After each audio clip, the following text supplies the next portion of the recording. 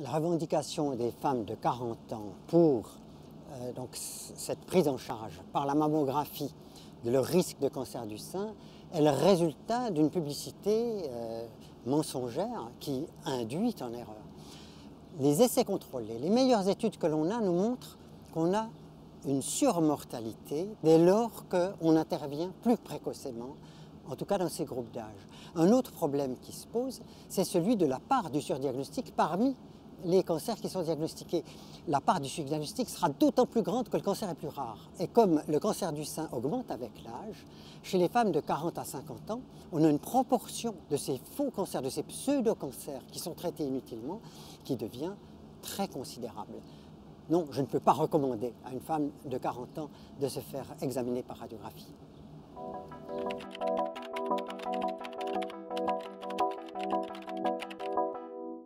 La position de médecin de santé publique est partagée par tous les chercheurs qui œuvrent dans le domaine du cancer, mais qui n'ont pas de lien d'intérêt avec la pratique du dépistage, ni avec les traitements qui peuvent s'en suivre. En fait, la question qui va se poser est principalement celle de notre coordination pour faire passer le message auprès des cliniciens qui ne peuvent percevoir le problème à cause précisément de cette survie qui s'améliore à leurs yeux. Mais comme ils voient des personnes bien portantes qui guérissent, l'information qu'ils ont n'apporte rien à notre connaissance de l'histoire naturelle du cancer.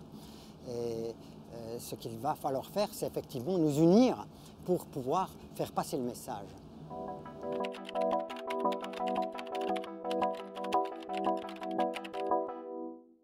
Le dépistage fait en population nous aura aidés dès lors que nous aurons reconnu que nous ne savons pas bien caractériser le cancer et que le diagnostic histologique est insuffisant pour prendre des décisions pour classer les personnes comme atteintes ou non de la maladie cancéreuse. À ce moment-là, le dépistage aura été vraiment très utile à la population. Mais pour le moment, le dépistage, on en est sûr, il crée des surdiagnostics qui sont nuisibles pour la population. On n'est pas sûr de l'amélioration de la santé due à la précocité des traitements.